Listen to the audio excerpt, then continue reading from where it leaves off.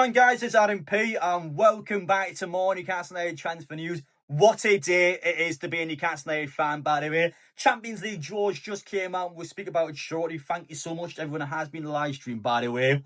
Enough about that though. Club record transfer fee broken on the same day. Nick Woltemade, done deal, £65 million. He will conduct his medical tomorrow on Tyneside. This is finally a striker coming through the door. Liverpool fans watching this video will mention about Isak shortly because I think this does start to open up a potential Isak sale this week. Of course, two strikers need to come in and allow that to happen. One's through the door though. We couldn't get one for months on end. We've spent the last few days clearly pushing and trying our best to get Strand Larson. Player wanted to move to Newcastle. Wolves said he's not for sale at any price. So we're now at a case where one striker's through there and Newcastle might just sit there and wait for Larson or wait for Wissa. They'll see if one of these two clubs actually brings a striker in and then they'll try their luck and they'll throw good money at a new striker. But straight away, before we get into anything, done deal, just like that. If you guys are new around here, make sure to get down there, hit that subscribe button, join the journey and join the 44% of you who are already subscribed so you don't miss out on the Nick Woltemade medical tomorrow, because that's exactly what's going to happen. Medical vlog on the channel will be up tomorrow. I can't wait for it. It's going to be great. Stay tuned, get involved with it, and it's going to be a brilliant day here at Newcastle United. Now, going into the Champions League draw, of course, we've got to mention that because we just had our draw before. Now, for me, I'm going to be honest, on a personal level, I actually saved a lot of money up. I saved a ridiculous amount of money up. I put it all aside because I was expecting some mental away games. And you know what? France, Germany, France, Belgium. I don't know who's on our side, by the way, but the Champions League draw, unlike 2 years ago, and while 2 years ago was amazing being at these massive clubs, it's tricked us well here. I think we've got a really good draw. I actually think out of the English teams, it's probably the best draw. You talk about Tottenham, you talk about Manchester City. They're going to Bodo Glimt. Tottenham's going back to Bodo Glimt. They were only just there last season and they're going back again. They're basically going up to Antarctica this way. So to see this now, Marseille away is mental, by the way. I'm going to be honest, Marseille is quite a bad one. I'm not even joking. I'll actually probably be buying a vest for that one just in case, an emergency scenario. Marseille is rough. PSG is probably ideally not an away game that I wanted. I remember going to PSG 2 years ago. Paris not the nicest place, and again, PSG Ultras are a bit mental, but still a good one to go to, and it's the cheapest one, this one. You go with Paris, a 1 hour flight. You can go there in a car, train, bus, whatever. You can do anything to get to Paris, so that one's easy enough. Marseille is very close as well, but Marseille is mental. I'm serious, the vest is going on for Marseille away. That one does not mess around. But yeah, going to Belgium, by Leverkusen, going to Germany as well. Germany's great. I really like going to Germany, by the way, for the Champions League games. It'd be great to go back again. Potentially around October time as well. Judging them once the fixtures come out, which is normally quite soon, actually. We'll probably find that fairly quickly. Home games, Barcelona is the big one. Lamine Yamal at St James's Park. We wanted a big game at St James's Park. There you have it. And it's a good thing as well, because in terms of your games, there's a couple of decent ones in there, but ultimately, Athletic Club I'm not too fussed about. PSV I'm not too fussed about. Again, a lot of winnable games. Newcastle should be getting into the knockout phase. I'm going to be honest, looking at the games there. Newcastle really should be getting into the knockout phase. So we definitely got a chance of getting a team like a Real Madrid or somebody else in the knockout phase. For now, not the most exciting games ever. There's some good ones in there. I think half of the draw is amazing, half the draw is just decent. But there's no bad games. I'll say that straight away. There is not a single bad game there. And that's the real bonus from this, because it could have been a bad game. There could have been a Kazakhstan team. There could have been Paphos. It could have been some dodgy team like Bodo Glimt. It could have been someone mental. I'm gutted we didn't get Real Madrid away. I'm gutted we didn't get Galatasaray away. I'm somewhat gutted we didn't get Napoli away either. But then again, that one's also crazy. Marseille is there, though. That's a good one. And PSG rematch. So in terms of matches there, I think it's a good haul. I'm happy with that person. I'm sure you guys as well are going to be booking your trips up. I had to book the hotels and flights up fairly quickly, but again, they're fairly easy to get to. Honestly, the country's great. I'm really pleased with where we're actually going in the world. I'm really pleased at how close the away games are. Milan, by the way, Milan away is further away in all these teams. Crazy, isn't it?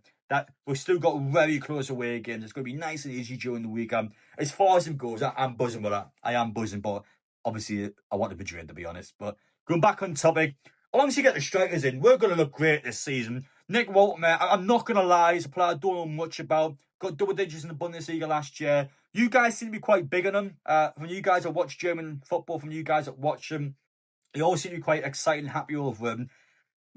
I still don't know what I think about him just yet, because you got to remember and got to look at where Newcastle is in the transfer list. With all due respect to Woltemade, he is far down the list. He's a player that was not inquired or made any official approaches on until today. So he's a player that is, I wouldn't say a desperate sign, but certainly a sign Newcastle wasn't 100% keen on. We went for Sesko before him in terms of German strikers. So in terms of actual players from the Bundesliga, he wasn't top of the list in that respect. He's also nowhere near the top of the list in terms of players we actually wanted to sign.